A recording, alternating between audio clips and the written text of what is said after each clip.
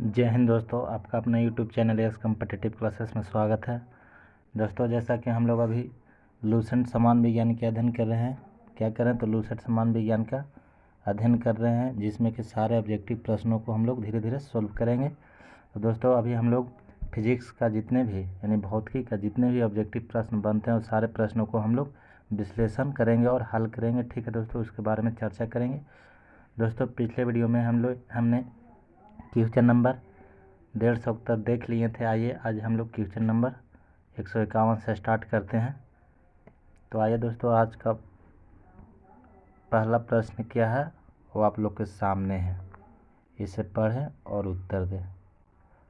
इसे थोड़ा बड़ा कर लेते हैं ताकि आप लोग को सही से दिखाई दे। पहला प्रश्न आप लोग के सामने है दोस्त, पढ़िए, इसे आंसर दीजिए। क्या होगा सही आंसर? क्वेश्चन क्या है दोस्त? विद्युत फिटिंग्स में एक तार को भू संपर्कित किया जाता है, इसका कारण क्या है? इसका कारण पूछा है कि विद्युत फिटिंग्स में एक तार को भू संपर्कित किया जाता है, यानी पृथ्वी से संपर्क किया जाता है। इसका कारण क्यों है? इसके कारण क्या होगा दोस्त? तो इसका जो सही आंसर हो जाएगा ऑप्शन नंबर ए, यानी कि यदि लघु पतन हो जाए तो धारा भूमि में चली जाएगी। बात सही है दोस्त। यदि अगर तार में शॉर्ट सर्किट हो जाता है तो जो करंट है वो धरती यानी कि भूमि में चली जाएगी। ठीक है दोस्तों, इसका सही आंसर हो जाएगा ऑप्शन नंबर ए। अब पढ़ते हैं क्वेश्चन नंबर 2 की ओर। क्वेश्चन नंबर 2 आप लोग देखिए सामने है। क्वेश्चन नंबर 2 में क्या है? विभवांतर का मात्रक होता है। तो विभवांतर का मात्रक क्या होता है दोस्त? इसका सही जवाब बताइए कि इसका विभवांतर का मात्रक क्या होता है।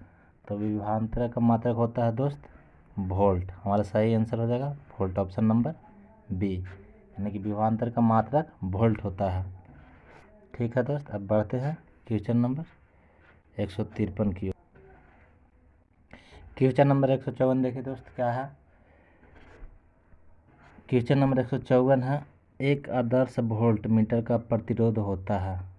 तो एक आदर्श वोल्ट मीटर का प्रतिरोध कितना होता है दोस्त? तो इसका सही आंसर क्या हो जाएगा? ऑप्शन नंबर डी, यानी एक आदर्श वोल्ट मीटर का प्रतिरोध जो होता है अनंत होता है। कितना होता है दोस्त? अनंत होता है।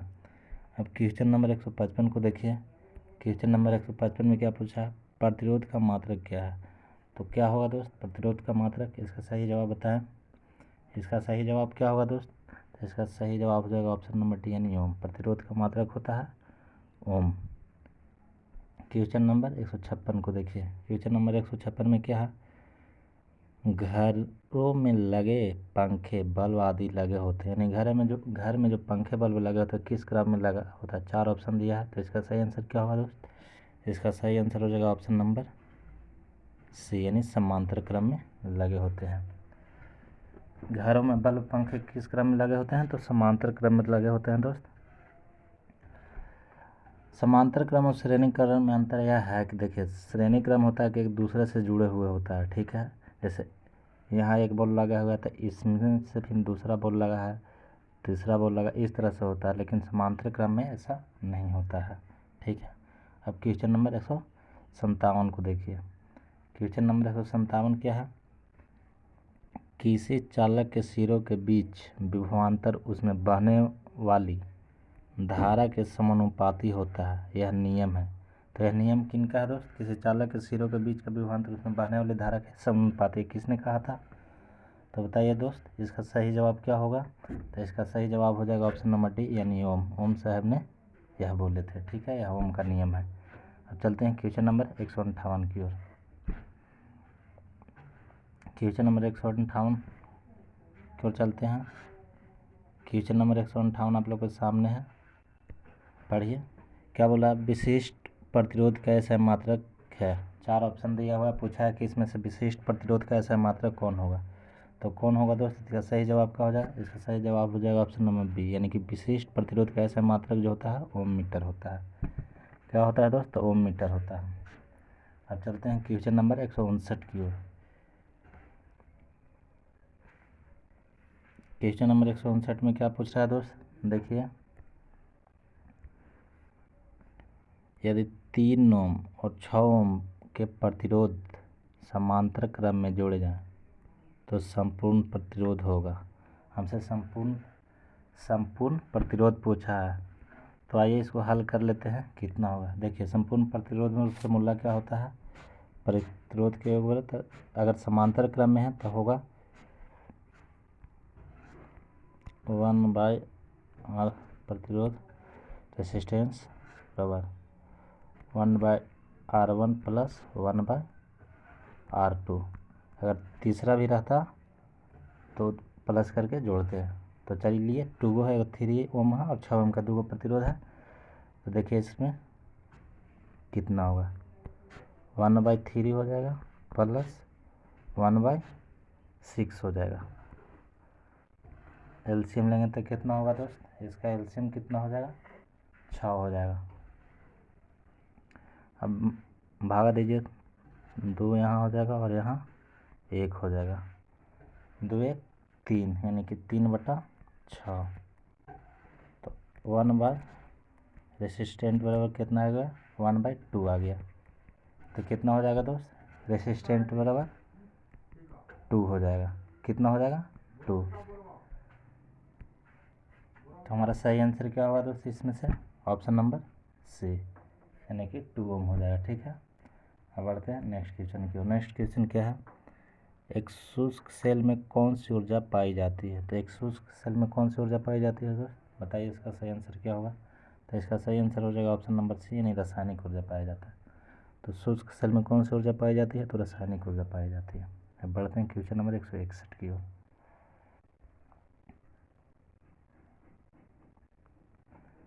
क्वेश्चन नंबर 161 में क्या है, एक समान शुष्क सेल में विद्युत अपघट्य होता है। तो एक समान शुष्क सेल में विद्युत अपघट्य होता है, इसका सही आंसर क्या होगा दोस्त। तो इसका सही आंसर हो जाएगा ऑप्शन नंबर सी यानी अमोनिया क्लोराइड होता है। विद्युत अपघट्य को कौन सा होता है, तो अमोनिया क्लोराइड होता है। ठीक है, अब बढ़ते हैं क्वेश्चन नंबर 162 की ओर। क्वेश्चन नंबर 162 में क्या है, एक कार बैटरी में प्रयुक्त विद्युत अपघट्य होता है। तो एक कार बैटरी में प्रयुक्त विद्युत अपघट्य होता है, इसका सही आंसर क्या होगा दोस्त। तो इसका सही आंसर हो जाएगा option number B. Option number B यानी कि अपघटक के रूप में कार बैटरी में क्या रहता है, तो सल्फ्यूरिक अम्ल रहता है। अब क्वेश्चन नंबर 163 को देखिए। क्वेश्चन नंबर 163 पढ़े दोस्त, क्या बोला है, वोल्टेज सेल के आविष्कारक है। तो वोल्टेज सेल के आविष्कारक कौन है दोस्त, तो ये जो है एलिजेंड्रो वोल्टा है। कौन है, तो एलिजेंड्रो वोल्टा। इसका सही आंसर हो जाएगा ऑप्शन नंबर सी। अब बढ़ते हैं क्वेश्चन नंबर 164 की ओर। क्वेश्चन नंबर 164 पढ़िए दोस्त, आप लोग के सामने है।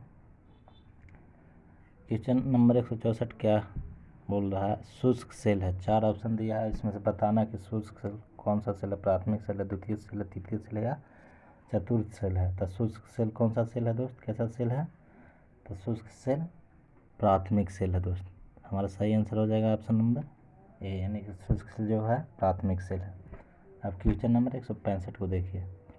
क्वेश्चन नंबर 165 में क्या लिखा हुआ है, लोहे के ऊपर जिंक की परत चढ़ाने को क्या कहते हैं।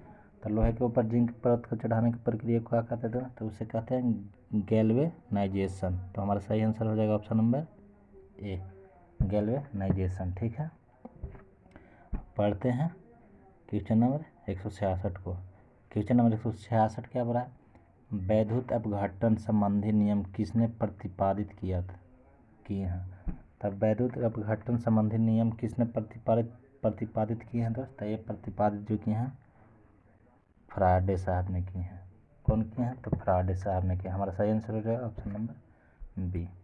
अब क्वेश्चन नंबर 167 को पढ़ते हैं। क्वेश्चन नंबर 167 क्या बोल रहा है दोस्त,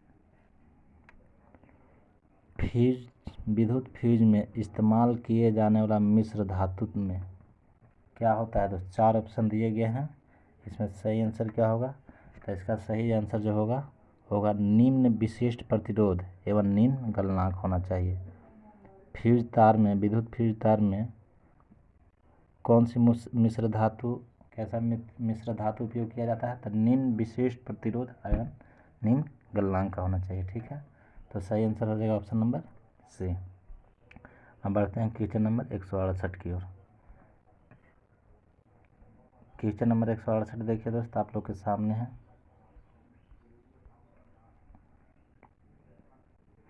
क्वेश्चन नंबर 168 क्या बोल रहा है? आम तौर पर सुरक्षा फ्यूज लगाने के लिए प्रयोग होने वाली तार किस पदार्थ की बनी होती है? तो फ्यूज में फ्यूज जो होता है किस तार का बना होता है दोस्त? तो वो जो होता है टीन और शीशे का एक मिश्र धातु होता है। किसका होता है? तो टीन और शीशे का एक मिश्र धातु होता है। जो बोर्ड में फ्यूज लगता है और टीन और शीशे का मिश्र धातु का बना होता है। ठीक है दोस्त, जो कि हम लोग शॉर्ट सर्किट होने पर बचाता है। ठीक है, अब क्वेश्चन नंबर 169 को देखते हैं। क्वेश्चन नंबर 169 पढ़िए, आप लोग के सामने है। क्या बोला है? बिजली के बल्ब का फिलामेंट किस तत्व से बना होता है? तो बिजली का बल्ब का फिलामेंट जो है किस तत्व का बना होता है दोस्त? तो वो होता है टंगस्टन का। हमारा सही आंसर हो जाएगा ऑप्शन नंबर डी, यानी टंगस्टन का बना होता है। क्वेश्चन नंबर 170 को पढ़िए। क्वेश्चन नंबर 170 में क्या है? विद्युत हीटर का एलिमेंट निम्नलिखित में से किस धातु का बना होता है? तो किसका बना होता है दोस्त? इसका सही आंसर क्या होगा? तो इसका सही आंसर हो जाएगा ऑप्शन नंबर ए, यानी नाइक्रोम का। विद्युत हीटर में जो एलिमेंट होता है बना, वो नाइक्रोम का बना होता है। ठीक है, अब क्वेश्चन नंबर 171 की ओर चलते हैं। क्वेश्चन नंबर 171 पढ़िए, आप लोग के सामने है। क्या बोल रहा है? यदि 100 वाट वाले 10 बल्ब प्रतिदिन 1 घंटा जलते हैं तो प्रतिदिन विद्युत ऊर्जा के उपयोग का मान होगा। यूनिट में पूछा है, कितना यूनिट होगा? तो कितना होगा दोस्त? ऊर्जा जो है, विद्युत ऊर्जा हम लोग को यूनिट में पूछा जाता है, यूनिट में बताया जाता है, मतलब निकाला जाता है। तो यूनिट निकालने के लिए क्या करेंगे? वाट गुने टाइम, फार्मूला होता है वाट इंटू टाइम बटा 100। अब इसको बैठा देंगे। कितना बल्ब है? 10 बल्ब है 100 वाट का। 100 इंटू 10, कितना घंटा जल रहा है? तो 1 घंटा जल रहा है, बट्टा में 1000। 1 किलोवाट बराबर कितना होता है? 1000 होता है ना। तो 1 यूनिट बराबर कितना होता है? 1 किलोवाट घंटा होता है ना। अब इसको काटिए, 3 जीरो से 3 जीरो खत्म हो गया, यानी 1 यूनिट आएगा। तो हमारा सही आंसर क्या हो जाएगा दोस्त? ऑप्शन नंबर ए, यानी कि 1 यूनिट होगा। ठीक है, अब बढ़ते हैं क्वेश्चन नंबर 172 की ओर। क्वेश्चन नंबर 172 पढ़िए। क्या बोल रहा है? तड़ित चालक का आविष्कार किसने किया था? तड़ित चालक का आविष्कार किसने किया था दोस्त? तो ये किए थे बेंजामिन फ्रैंकलिन साहब ने। कौन किए थे? तो बेंजामिन फ्रैंकलिन साहब ने। सही आंसर हो जाएगा ऑप्शन नंबर सी। अब क्वेश्चन नंबर 173 को पढ़िए। क्वेश्चन नंबर 173 में क्या बोला? निम्न में से कौन सा विद्युत अनुचुंबकीय है? तो इनमें से कौन सा है जो अनुचुंबकीय है दोस्त? इसका सही आंसर क्या होगा बताइए आप लोग। तो इसका सही आंसर हो जाएगा ऑप्शन नंबर सी, यानी कि अनुचुंबकीय कौन है? तो क्रोमियम है। अनुचुंबकीय कौन है? तो क्रोमियम है। ठीक है दोस्त, अब जानते हैं कि अनुचुंबकीय होता क्या है। तो अनुचुंबकीय क्या होता है दोस्त? तो अनुचुंबकीय एक चुंबकीय क्षेत्र की दिशा में, यानी अनुचुंबकीय जो होता है या चुंबकीय क्षेत्र की दिशा में थोड़ा बहुत मतलब अट्रैक्शन करता है। ठीक ना, थोड़ा बहुत अट्रैक्शन करता है। ठीक है, और लौह चुंबकीय जो होता है, लौह चुंबकीय क्या करता है? तो ये स्ट्रॉन्ग, यानी कि बहुत ज़्यादा अट्रैक्शन चुंबकीय क्षेत्र में होता है। ठीक है, अब बढ़ते हैं क्वेश्चन नंबर 174 की ओर। क्वेश्चन नंबर 174 आप लोग के सामने है। क्वेश्चन नंबर 174 में क्या बोल रहा है दोस्त? निम्न में से कौन सा प्रतिचुंबकीय है? प्रतिचुंबकीय है। तो इनमें से प्रतिचुंबकीय कौन सा होगा दोस्त? इसका सही आंसर क्या होगा बताइए आप लोग। 4 ऑप्शन दिया गया है, चारों में से बताइए कि इसका सही आंसर क्या होगा। तो इसका सही आंसर जो हो जाएगा ऑप्शन नंबर बी होगा, यानी बिस्मथ। ठीक है, प्रतिचुंबकीय कौन है? तो बिस्मथ है। अब प्रतिचुंबकीय क्या होता है? तो प्रतिचुंबकीय जो है यह मतलब वीक रिपल्सन रिपल्सन करता है, वीक रिपल्सन करता है प्रतिचुंबकीय, यानी कि चुंबकीय क्षेत्र के विपरीत दिशा में चुंबकित होता है। ठीक है, चुंबकीय क्षेत्र के विपरीत दिशा में यह चुंबकित होता है। ठीक है, अब क्वेश्चन नंबर 175 की ओर बढ़ते हैं। क्वेश्चन नंबर 175 क्या बोला है? विद्युत धारा का चुंबकीय प्रभाव सर्वप्रथम अवलोकित किया गया था। यानी कि पूछ रहा है कि विद्युत धारा का चुंबकीय प्रभाव सर्वप्रथम किसने अवलोकित किया गया था, किसने अवलोकित किया था? तो 4 ऑप्शन है, बताइए कि सर्वप्रथम किसने किया था। तो इसका सही आंसर क्या होगा दोस्त? इसका सही आंसर बताइए कि क्या होगा। तो इसका सही आंसर जो हो जाएगा ऑप्शन नंबर बी, यानी ओरस्टेड द्वारा किया गया था। किसके द्वारा किया गया था?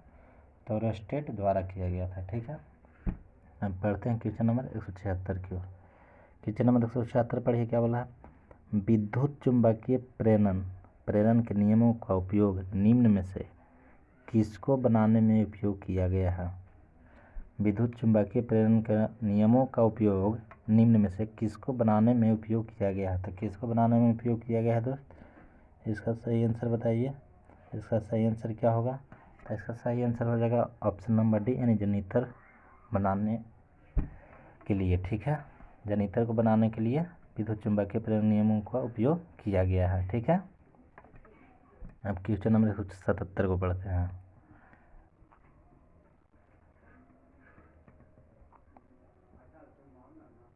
क्वेश्चन नंबर 177 में क्या है दोस्त? विद्युत मोटर निम्न सिद्धांत के अनुसार कार्य करती है। तो विद्युत मोटर किसका सिद्धांत पर काम करता है दोस्त? इसका सही आंसर क्या होगा? तो इसका सही आंसर हो जाएगा ऑप्शन नंबर, यानी फैराडे के नियम पर विद्युत मोटर जो है काम करती है। ठीक है, क्वेश्चन नंबर 178 को देखिए। क्वेश्चन नंबर 178 में क्या है? ट्रांसफार्मर क्या है? ट्रांसफार्मर क्या है दोस्त? तो इसका सही आंसर क्या हो जाएगा? तो इसका सही आंसर हो जाएगा ऑप्शन नंबर बी, यानी ट्रांसफार्मर जो है एसी वोल्टता को घटाने और बढ़ाने में प्रयुक्त होता है। क्या करता है ट्रांसफार्मर? काम क्या है? तो एसी वोल्ट को बढ़ाने या घटाने में काम करता है। ठीक है, अब क्वेश्चन नंबर 179 को पढ़िए। क्वेश्चन नंबर 179 क्या बोल रहा है?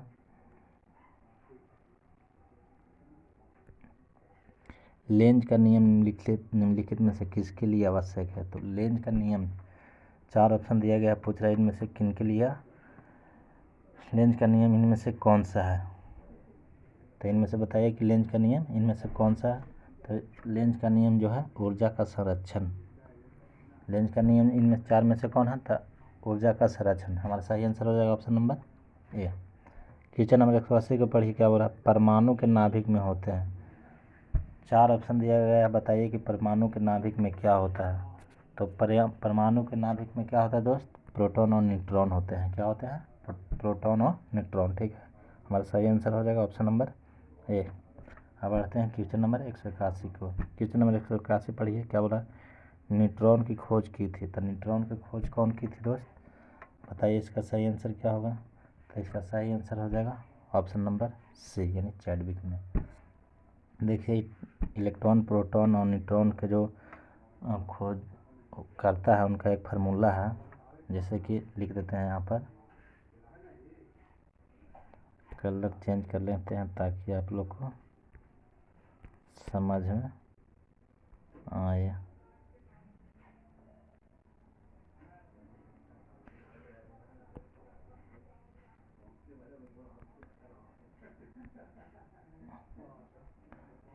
एक मिनट, कलर चेंज तो नहीं हो रहा है।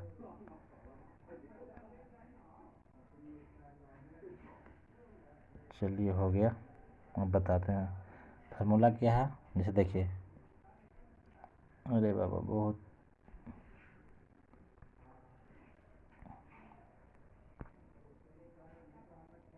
फार्मूला देखिए क्या है? ईट पाग नाच। इससे हो गया इलेक्ट्रॉन। तो इलेक्ट्रॉन की खोज कौन की है? थॉमसन। टा से हो गया थॉमसन। ठीक है, पास हो गया प्रोटॉन। तो प्रोटॉन की खोज कौन की है? गोल्डस्टीन। एन से होगा न्यूट्रॉन। तो न्यूट्रॉन की खोज कौन की है? चैडविक। ए से हो गया चैडविक। ठीक है, ये हमारा फार्मूला ट्रिक है, ईट पग नाच। इसको आप लोग लिख लीजिएगा। ठीक है, काम देगा। अब क्वेश्चन नंबर 182 को पढ़िए। क्वेश्चन नंबर 182 आप लोग के सामने है। क्या बोल रहा है? परमाणु क्रमांक कहते हैं। तो परमाणु क्रमांक किसे कहते हैं दोस्त? इसका सही आंसर क्या होगा? परमाणु क्रमांक किसे कहते हैं? तो इसका सही आंसर परमाणु क्रमांक उसे कहते हैं, यानी कि नाभिकों में उपस्थित प्रोटॉनों की संख्या को हम लोग परमाणु क्रमांक कहते हैं। तो सही आंसर हो जाएगा ऑप्शन नंबर बी। ठीक है, अब क्वेश्चन नंबर 183 को बढ़ते हैं।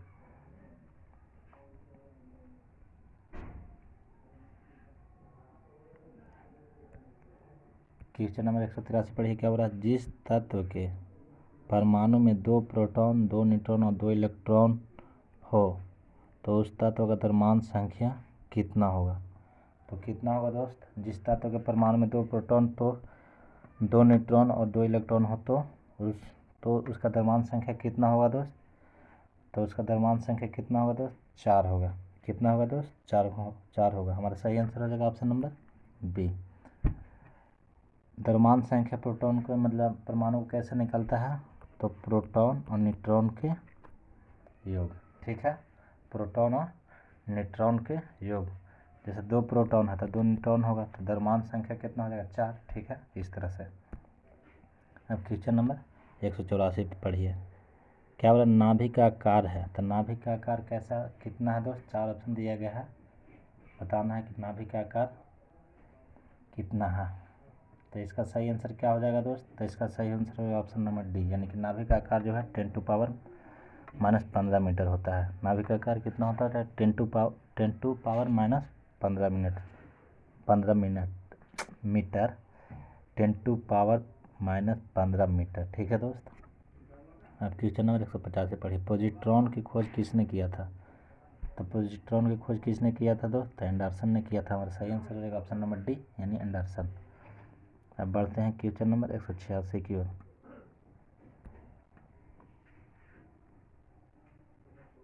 क्वेश्चन नंबर 186 पढ़िए। क्या बोल रहा है? हाइड्रोजन परमाणुओं के न्यूक्लियस में प्रोटॉन की संख्या ज्ञात करें। तो हाइड्रोजन में परमाणु के न्यूक्लियस में प्रोटॉन कितना दोस्त? 1। हाइड्रोजन का परमाणु संख्या कितना? 1। तो प्रोटॉन कितना होगा? 1। ठीक है, सही आंसर हो जाएगा ऑप्शन नंबर बी।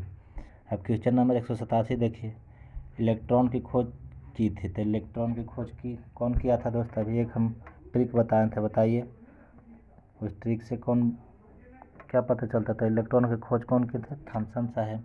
हमारा सही आंसर हो जाएगा ऑप्शन नंबर ए, यानी थॉमसन साहब। ठीक है, अब क्वेश्चन नंबर 188 पढ़िए। क्वेश्चन नंबर 188 में क्या बोल रहा है? इलेक्ट्रॉन वहन करता है।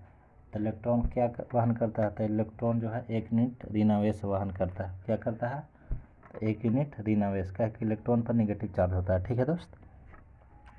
अब क्वेश्चन नंबर 189 को पढ़िए। क्वेश्चन नंबर 189 में क्या है दोस्त?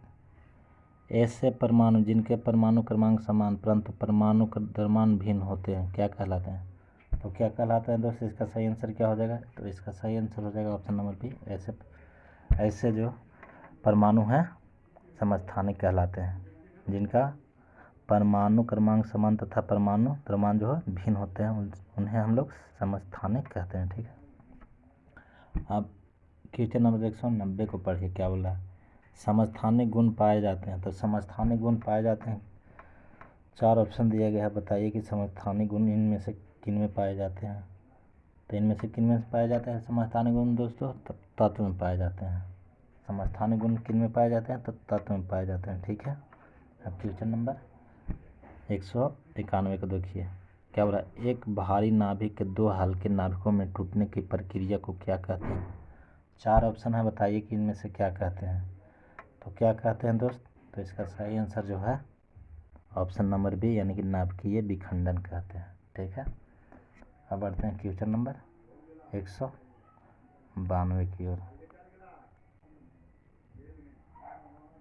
क्वेश्चन नंबर 192 पढ़िए। क्या बोल रहा?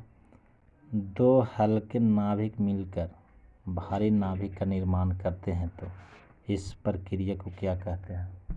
तो बताइए दोस्त, 4 ऑप्शन दिया गया है, 4 में से इनमें सही आंसर कौन होगा? तो इसका सही आंसर कौन होगा, बताइए आप लोग। तो इसका सही आंसर जो है ऑप्शन नंबर बी हो, यानी नाभिकीय संलयन कहते हैं। ठीक है, क्या कहते हैं? तो नाभिकीय संलयन कहते हैं। अब क्वेश्चन नंबर 193 पढ़िए क्या बोला है। परमाणु बम का सिद्धांत आधारित है। तो परमाणु बम किसके सिद्धांत पर आधारित है दोस्त? तो ये जो आधारित है ऑप्शन नंबर बी यानी नाभिकीय विखंडन के सिद्धांत पर आधारित है। तो हमारा सही आंसर हो जाएगा ऑप्शन नंबर बी। ठीक है। अब क्वेश्चन नंबर 194 को पढ़िए क्या बोला है। रेडियो सक्रिय पदार्थ उत्सर्जित करता है। तो रेडियो सक्रिय पदार्थ क्या उत्सर्जित करता है दोस्त? तो इसका सही आंसर क्या हो जाएगा? 4 ऑप्शन दिया गया है, 4 में से बताइए कि इसका सही आंसर क्या होगा। तो इसका सही आंसर होगा ऑप्शन नंबर डी यानी कि रेडियो सक्रिय पदार्थ जो है अल्फा किरण, बीटा किरण और गामा किरण सब तीनों उत्सर्जित करता है। ठीक है। क्वेश्चन नंबर 195 को पढ़िए। क्वेश्चन नंबर 195 आप लोगों के सामने है क्या लिखा हुआ है। कोबाल्ट 60 आमतौर पर विकिरण चिकित्सा में प्रयुक्त होता है क्योंकि यह उत्सर्जित करता है। तो कोबाल्ट 60 क्या निकालता है दोस्त? कोबाल्ट 60 यानी कि जो है गामा किरण निकालता है। तो हमारा सही आंसर हो जाएगा ऑप्शन नंबर सी। ठीक है। अब क्वेश्चन नंबर 196 को पढ़िए क्या बोला है। नाभिकीय रिएक्टर में निम्नलिखित में से किस मंदक के रूप में प्रयोग किया जाता है? बोला नाभिकीय रिएक्टर में निम्नलिखित में से किस मंदक के रूप में प्रयोग किया जाता है। तो किससे प्रयोग किया जाता है दोस्तों नाभिकीय रिएक्टर में? मंदक के रूप में। तो इसका सही आंसर क्या होगा आप लोग बताइए। तो नाभिकीय रिएक्टर में ग्रेफाइट का उपयोग किया जाता है। नाभिकीय रिएक्टर में मंदक के रूप में ग्रेफाइट का उपयोग किया जाता है यानी ऑप्शन नंबर बी हमारा सही आंसर होगा। अब 197 क्वेश्चन में पढ़िए। 197 में क्या है दोस्त? परमाणु पाइल का प्रयोग कहाँ होता है? तो बताइए दोस्तों कि परमाणु पाइल का प्रयोग कहाँ होता है। तब परमाणु पाइल का जो प्रयोग होता है दोस्त वो नाभिकीय विखंडन के प्रचालन में होता है। कहाँ होता है दोस्त? नाभिकीय विखंडन के प्रचालन में होता है। ऑप्शन नंबर बी हमारा सही हो गया। ठीक है। अब बात है कि परमाणु पाइल होता क्या है। तब परमाणु पाइल क्या है दोस्त? यह एक ऐसा व्यवस्था है जिसमें न्यूक्लियर फिजन के बाद जो ऊर्जा मुक्त होती है उसे नियंत्रित करता है। परमाणु पाइल क्या करता है? तो न्यूक्लियर फिजन के बाद जो ऊर्जा मुक्त होता है उसे नियंत्रित करता है कौन? तब परमाणु पाइल। ठीक है। अब क्वेश्चन नंबर 198 को पढ़िए।